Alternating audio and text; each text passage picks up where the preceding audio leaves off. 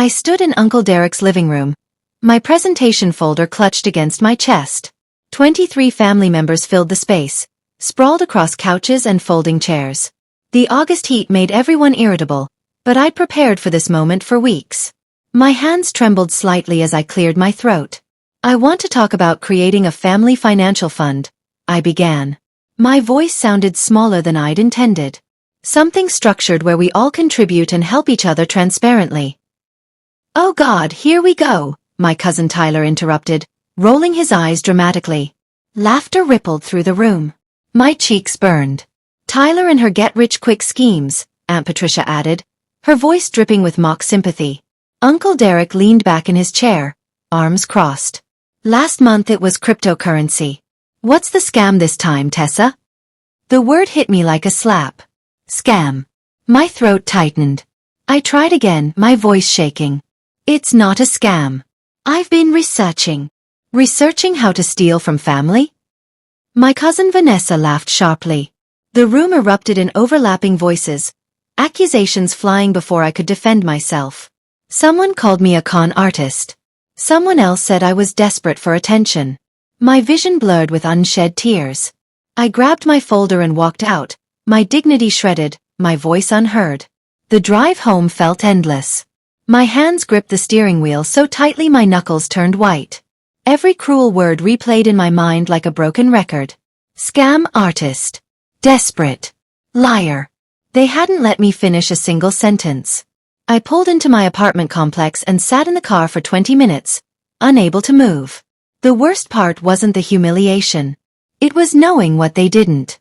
For 6 months, I'd been helping them anonymously. When Aunt Patricia's restaurant needed emergency repairs last spring, I'd sent $3,000 through an intermediary. When Uncle Derek's son needed surgery, I'd covered $2,000 of the medical bills through a donation website I'd created. When Vanessa's mortgage payment was short, I transferred money through a mutual friend. They never knew it was me. I'd wanted peace, not recognition. I'd wanted the family to thrive without drama or expectations attached. Now they'd called me a scammer for trying to create something legitimate. The irony burned in my chest like acid. I finally went inside and collapsed on my couch, staring at the ceiling. Humiliation does strange things to people. It either crushes you or forges you into something harder. That night, I chose the latter. I didn't sleep. Instead, I pulled out every receipt, every bank statement, every confirmation email. My laptop screen glowed in the darkness as I created a detailed spreadsheet. Column after column documented my anonymous help. Dates, amounts, recipients, methods of transfer. Over $30,000 in 6 months. Money I'd earned from my consulting work, given quietly to family members who thought I was broke. Growing up, I'd always been the odd one. While my siblings and cousins competed for attention with loud voices and bigger personalities, I kept my head down. I studied accounting in my bedroom while they partied. I built a career while they chased trends. My silence made them assume I was weak, unsuccessful, forgettable. That silence had been my protection, but now it had become my weapon. I created a new folder on my computer, The Truth. Inside, I organized everything methodically. Screenshots of text exchanges where family members asked for help through friends. Photos of donation receipts. Bank transfer confirmations with matching dates to their emergencies. I wasn't planning to destroy anyone. I just wanted them to see who they'd torn down. When morning light crept through my windows, I finally closed my laptop. My chest still ached, but now it ached with purpose. 2 weeks passed. I avoided family calls, letting them go to voicemail.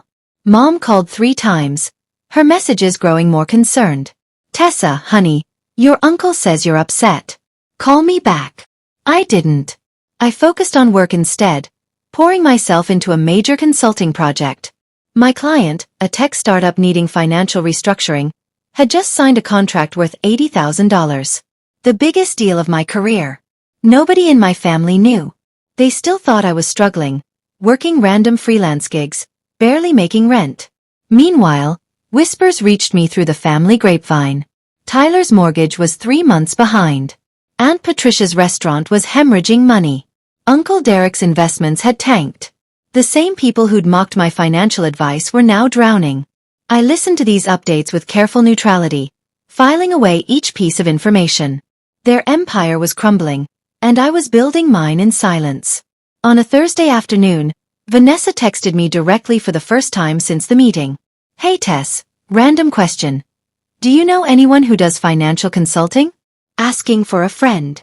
I stared at the message for a long time before responding. "I'll ask around." The irony was delicious. I was exactly what she needed, and she'd never considered it. Mom showed up at my apartment unannounced on a Saturday morning. I opened the door in my pajamas, coffee mug in hand. Her face was tight with concern. "Tessa Marie, what is going on with you?" She pushed past me into the living room. "Your uncle thinks you're angry. Patricia says you're avoiding everyone." I took a slow sip of coffee, letting her words hang in the air. "I'm not angry, Mom. I'm focused." She frowned, scanning my apartment. Her eyes landed on my laptop, on the stack of client files on my desk, on the business books lining my shelves. "Focused on what?" Her tone shifted, confused rather than accusatory. "Work," I said simply.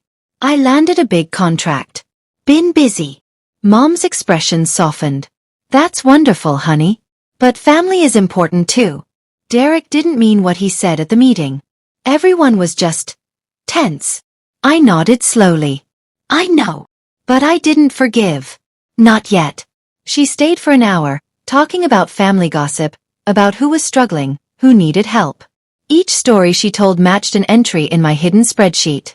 After she left, I sat at my desk and opened a new document. I titled it The Rowan Initiative, naming it after my middle name. If I was going to help anonymously, I needed a structure. Something that looked official, untraceable back to me. I spent the weekend creating a shell foundation, complete with a basic website and email address. My quiet revenge was taking shape. Tyler called me at 11 o'clock on a Tuesday night. His voice was rough, desperate. "Tess, I know we're not close, but I need advice. Do you know anyone who could help refinance a loan?" I sat in my dark bedroom, phone pressed to my ear, listening to him explain his situation. The mortgage. The late payments. The bank threatening foreclosure. The same Tyler who'd laughed at me, who'd called my ideas schemes. I typed and deleted 5 different responses. Finally I settled on, "Let me see what I can do." I contacted a banker friend, arranged the details, and transferred $15,000 through the Rowan Initiative account. The money hit Tyler's account 3 days later with a generic note, "Community Assistance Grant." He texted me immediately. "Tess, you won't believe this. Some charity just paid off half my mortgage. It's a miracle." I replied with a simple congratulations, my face expressionless. He had no idea. None of them did. Word spread fast. Tyler posted about his mysterious benefactor on social media. Family members commented with shock and envy. Aunt Patricia messaged the group chat. "Does anyone know about this Rowan initiative?" They helped Tyler. I watched the conversation unfold, sipping tea in my apartment, saying nothing. The speculation was beautiful. They were searching for their savior, never suspecting the scam artist they'd humiliated weeks earlier. More requests came, filtered through friends and distant relatives. My cousin Bryce needed money for his daughter's medical treatment. I sent $8,000 through the Rowan Initiative. Uncle Derek's business partner reached out about emergency funding. I sent $12,000. Each payment was logged, documented, anonymous. I was playing a long game, and patience was my greatest asset. The foundation's activity created buzz in the family. Everyone had theories. Some thought it was a wealthy distant relative. Others suspected a church group. A few even wondered if it was lottery winnings being redistributed. My name came up occasionally, but always dismissed with laughter. "Tessa? She can't even pay her own bills," Vanessa said in a voice message to her sister that got accidentally sent to the family group. I saved that message. Added it to my evidence folder. Mom called again, her voice trembling. "Tessa, sweetheart, something strange is happening. People keep getting help from nowhere." I made my voice casual. "That's good, isn't it? Family needed help." She paused. "Yes, but it's odd. No one knows who's behind it." I let silence fill the space. She took it as ignorance rather than secrecy. "Well, I'm just grateful someone's watching out for us," she finally said. "So am I, Mom," I thought. "So am I." The family called an emergency meeting in September. To discuss the mysterious helper, the group text read. I stared at the invitation for a long time before responding with a simple thumbs-up emoji. The meeting was set for Sunday afternoon at Uncle Derek's house again. The same room where they'd humiliated me. I arrived 30 minutes late, slipping in quietly while Uncle Derek was mid-speech about gratitude and community. I took a seat in the back corner, behind Tyler's wife and Aunt Patricia's new boyfriend. "We need to find out who this person is," Derek said, pacing in front of the fireplace. "Someone is spending serious money on this family. We should thank them properly." People nodded, murmuring agreement. Vanessa raised her hand. "I've been tracking the payments. They're all coming from something called the Rowan Initiative. I looked them up. It's a small charitable foundation registered in the state." My heart rate spiked, but I kept my face neutral. She continued, "But there's no director listed. No public information. It's completely anonymous." Tyler leaned forward. "Could it be someone we know?" The room buzzed with speculation. Names were thrown around: successful cousins, wealthy family friends, even estranged relatives. My name came up once. Uncle Derek laughed. "Tessa? Come on. She doesn't have that kind of money." I watched his face carefully, memorizing his dismissive expression. One day soon, I'd remind him of this moment. After the meeting, I drove to a coffee shop and sat with my laptop. I drafted anonymous letters, one for each person I'd helped. Typed, no signature, printed on plain paper. Each letter included transaction details specific to them. Dates, amounts, account numbers. At the bottom, I added a single line, "You were never alone." I bought stamps and mailed them from different postal locations across the city. It took me 3 days to send all 12 letters. The waiting began. Within a week, the family group chat exploded. Screenshots of letters appeared. Did anyone else get this? Mine mentions the surgery payment. This is insane. How do they know these details? I watched the chaos unfold from my apartment, eating takeout and smiling. The truth was whispering its way into their consciousness, creeping closer with each revelation. Mom posted a photo of her letter with shaking hand emojis. This person helped with Patricia's restaurant. They knew things only family would know. The speculation shifted. The helper wasn't a stranger. It was someone close to them. Tyler started a poll in the group chat. Who do you think it is? Options included various family members. My name appeared on the list. 3 people voted for me as a joke. Imagine if it was actually Tessa, Bryce commented with laughing emojis. Vanessa replied, "That would be the plot twist of the century." I screenshot the exchange and added it to my evidence folder. The plot twist was coming. They just didn't know it yet. The investigation intensified. Vanessa, who worked in banking, started cross-referencing payment dates with family events. She created a timeline, posted it in the group chat. "Look at this. The restaurant payment came right after our July barbecue. The surgery money came a week after Mom mentioned it at Sunday dinner." People responded with mind-blown emojis. They were getting warmer, connecting dots, but still missing the obvious. I was present at every event they mentioned. I'd heard every conversation. I'd taken notes. Uncle Derek called me directly for the first time in months. "Tessa, have you heard about this Rowan Initiative thing?" His voice carried genuine curiosity, not mockery. "Yeah, Mom mentioned it," I said carefully. "Sounds nice." He paused. "Do you have any idea who it could be?" I pretended to think. Maybe someone who cares about the family? He laughed. "Obviously, but who? It's driving everyone crazy." I smiled at my reflection in the window.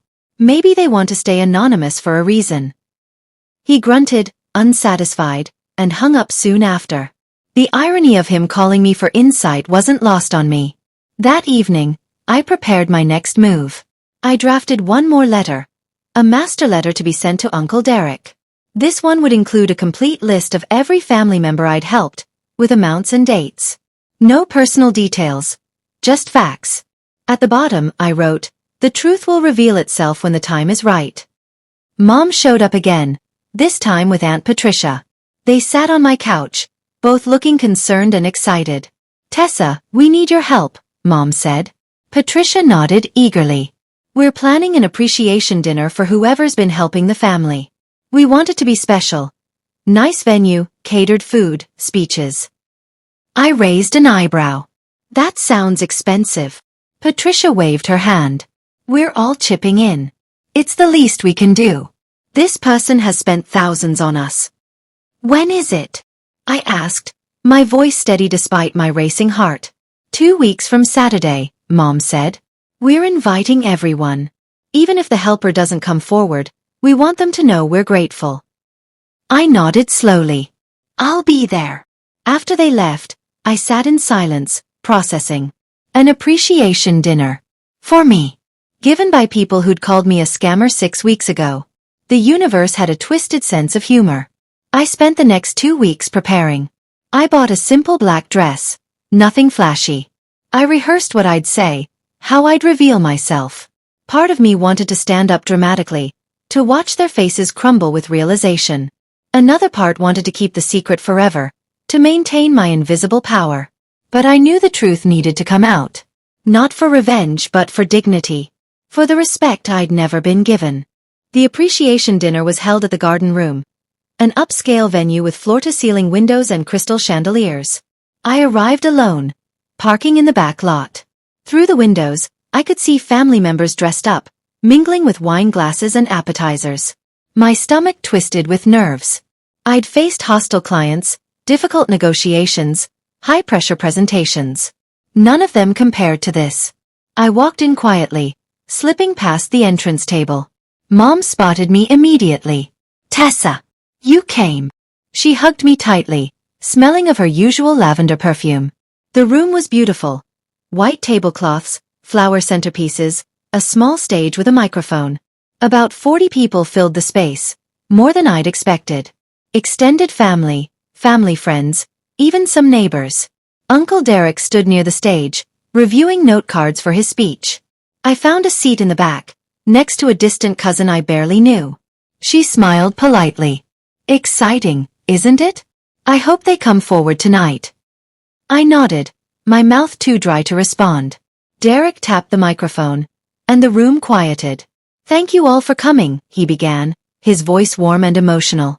"We're here to honor someone extraordinary. Someone who helped this family in our darkest moments, asking nothing in return." The room applauded. My hand stayed in my lap.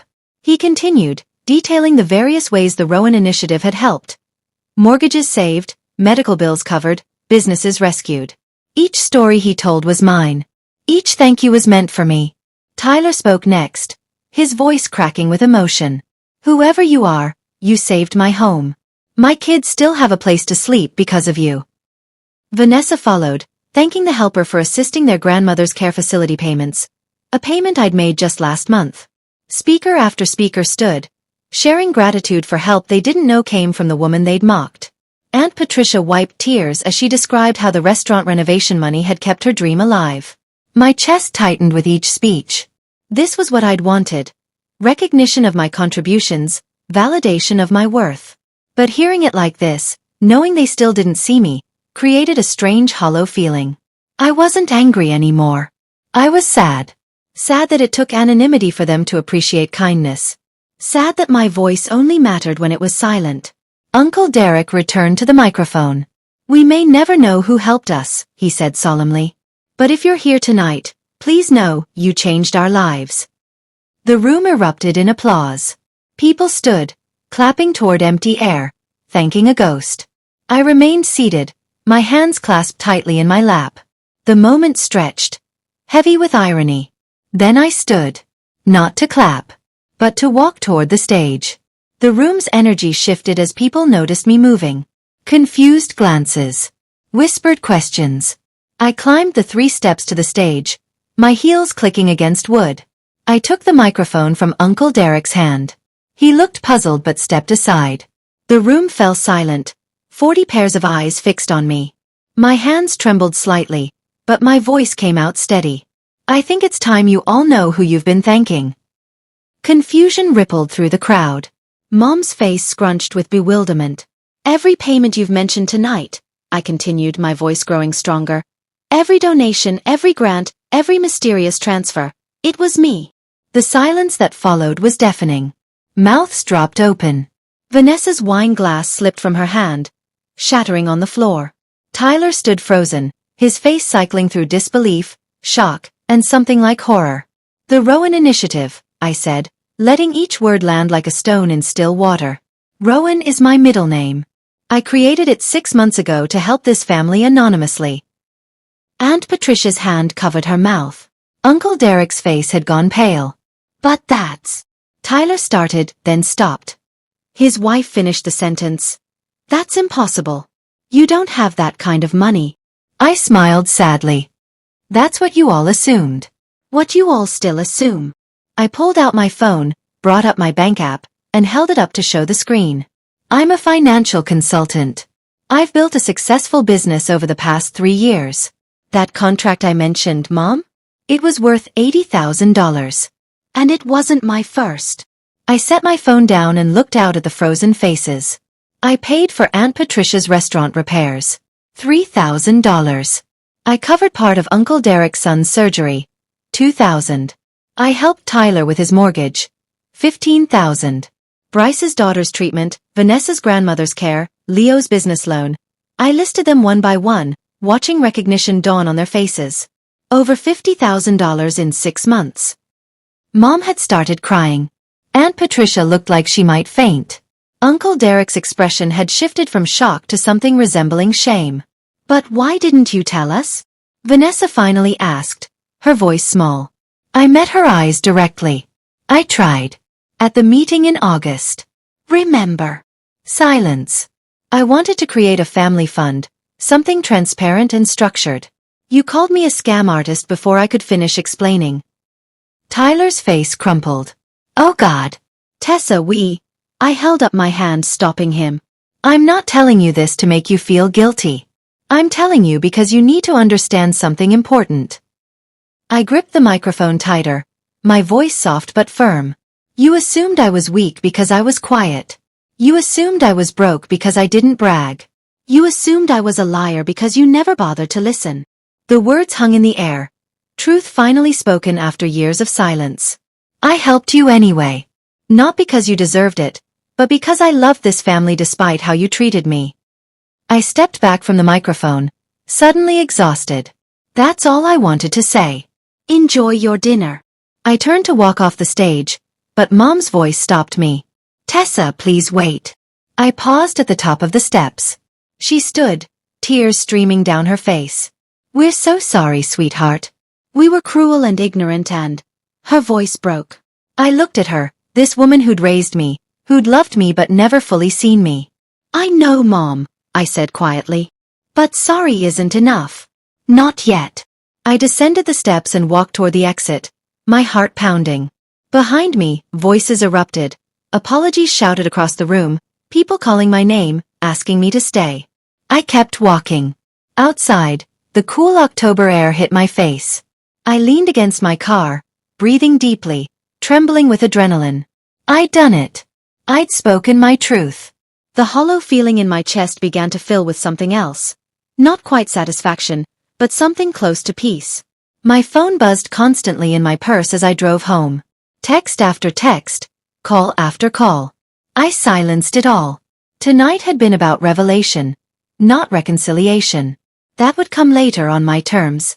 At home, I changed into pajamas, made chamomile tea, and sat on my couch. For the first time in weeks, I felt light. The weight of silence had lifted. They knew now. They finally knew. I didn't answer calls for 3 days. The messages piled up, voicemails full of apologies, text threads filled with shame and gratitude. Uncle Derek sent a long email detailing how wrong he'd been, how he'd let assumptions cloud his judgment. Tyler sent money back to my account with a note. Please accept this as a start to repaying what we owe you, financially and emotionally. Aunt Patricia left baked goods on my doorstep with handwritten notes tucked inside. The attention was overwhelming. On the 4th day, I finally called Mom back. She answered on the first ring. Tessa, thank God. I've been so worried. Her voice was thick with emotion. "I'm fine, Mom. I just needed space." She was quiet for a moment. "You have every right to be angry. What we did, what I allowed to happen, was unforgivable."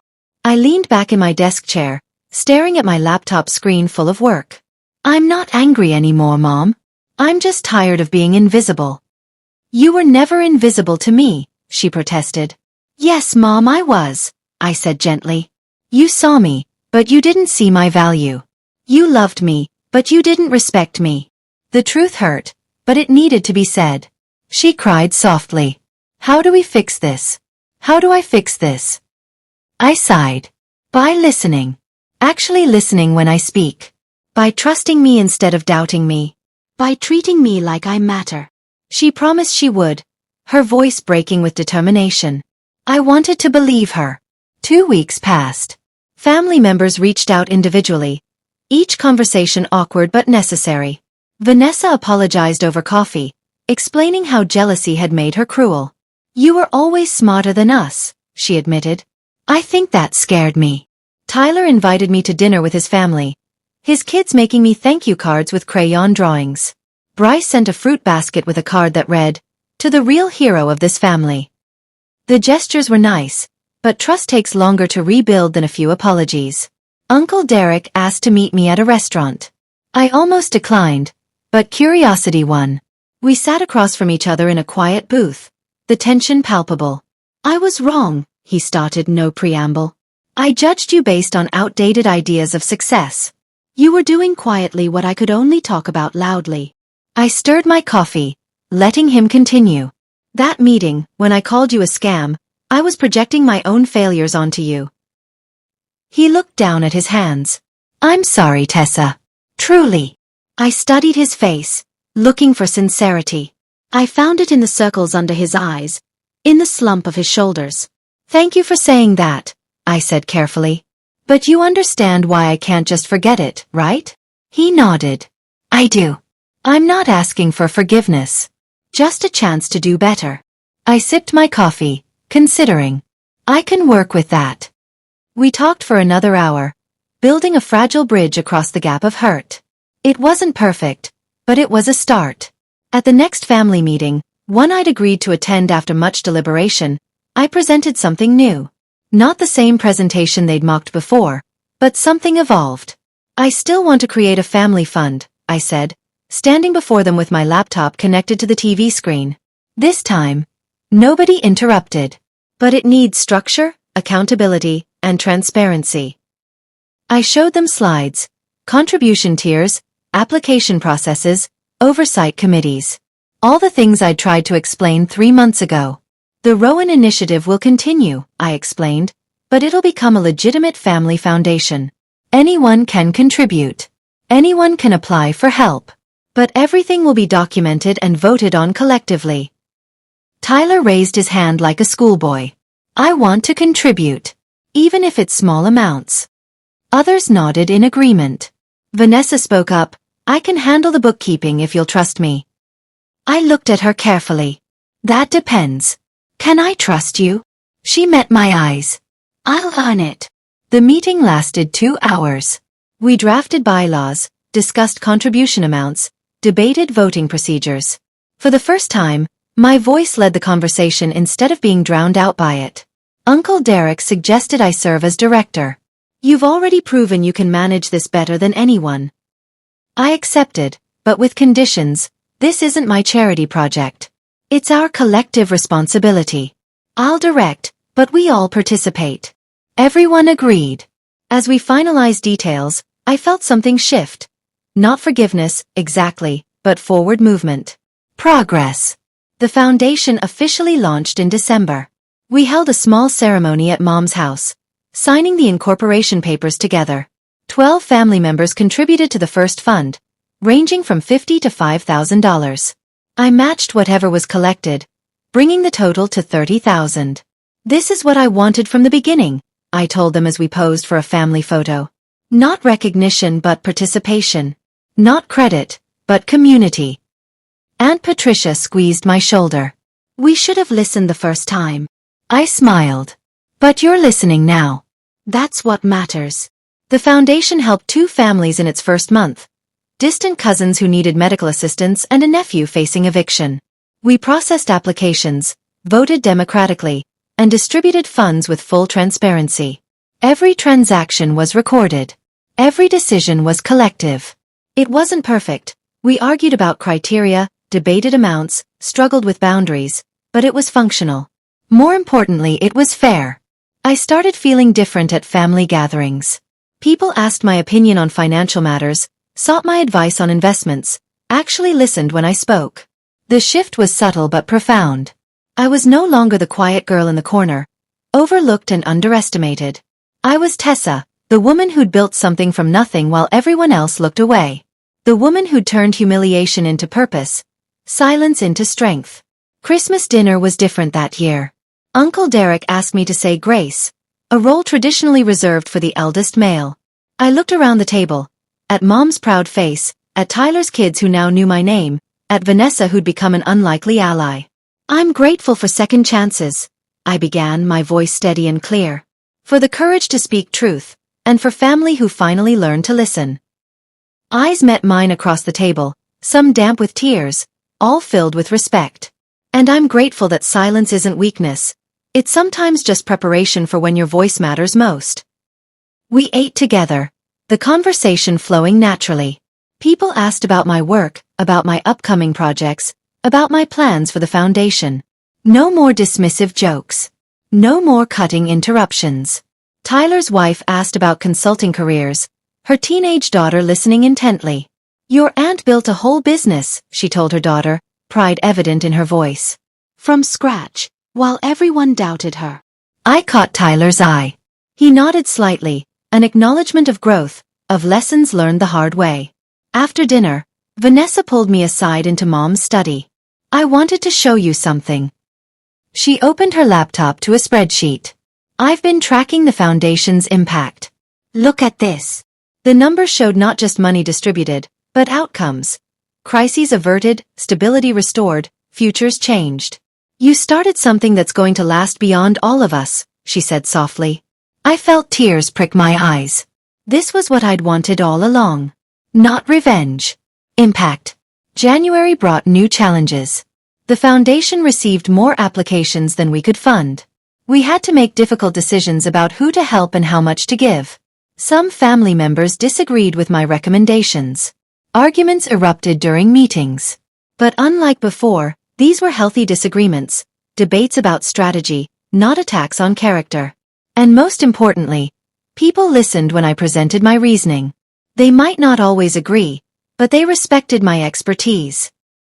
Uncle Derek pulled me aside after a particularly heated meeting. You know what's different about you now? He asked. I raised an eyebrow. What? He smiled slightly. You're not trying to prove yourself anymore. You just exist in your power. That's what makes people listen. His observation struck me as profound. He was right. I'd stopped seeking their approval the moment I walked out of that August meeting. The confidence they now saw wasn't new. It had always been there. They just never bothered to look. Mom invited me to lunch. Just the two of us. Over soup and sandwiches, she said something that made me pause. I've been thinking about how I raised you. I set down my spoon. You were always so self-sufficient. I think I mistook your independence for not needing support. She dabbed her eyes with a napkin. I'm sorry I didn't fight harder for you at that meeting. A mother should protect her child, no matter how old. I reached across the table, squeezing her hand. You're protecting me now, Mom. That's what matters. By March, the foundation had helped 17 family members and was gaining attention outside our circle. A local newspaper wanted to write about it. I agreed to an interview, but only if it focused on the collective effort, not just my story. The article ran with a photo of our whole family, the headline reading, Family Foundation Turns Crisis into Community. They'd gotten it right. This wasn't my victory alone. It was proof that people could change, that families could heal. Tyler framed the article and gave it to me at the next meeting. For your office, he said. So you remember that we're trying. I hung it on my wall, next to my consulting certificates and business awards. The contrast was meaningful. Professional success I'd built alone, and community impact we'd built together. Both mattered.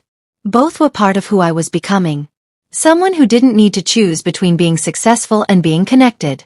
I started sleeping better. The tightness in my chest that had lived there since August finally loosened.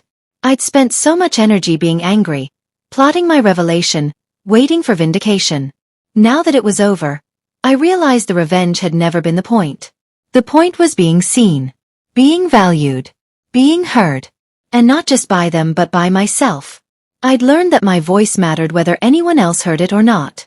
That realization was worth more than any apology. April brought an unexpected opportunity. A national financial consulting firm reached out about a partnership. They'd heard about my work, both my business and the foundation, and wanted to discuss collaboration. The meeting was scheduled for the first week of May, in New York. I told the family at our monthly dinner, and the response was overwhelmingly supportive. "You're going to kill it," Vanessa said, grinning. Uncle Derek offered to watch my apartment while I traveled. Mom helped me shop for interview outfits. The trip to New York felt surreal. I stood in a glass-walled office 40 floors up, overlooking Manhattan, discussing million-dollar contracts with executives who'd sought me out. Not the other way around. They'd seen my work. They'd heard my voice. And they wanted more of it.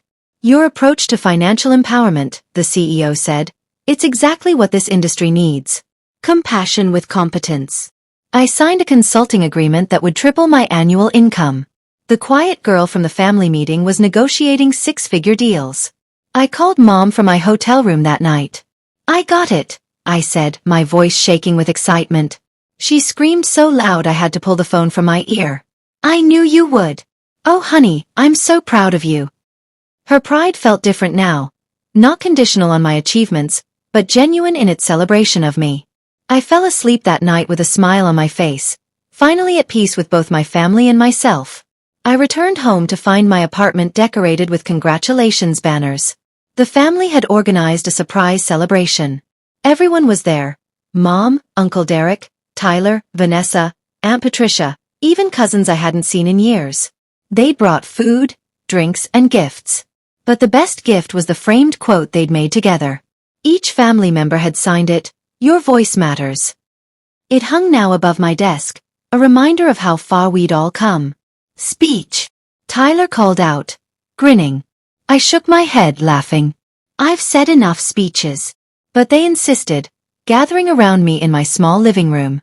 I took a breath, looking at their faces. Faces that had once dismissed me, now looking at me with respect and love. "Here's what I've learned," I began. "Silence isn't weakness. Kindness isn't naivety. And being underestimated isn't a curse. It's an advantage." I smiled and thanked them for teaching me the value of kindness, even when it isn't returned. That was my revenge. Grace they didn't deserve, from the person they destroyed.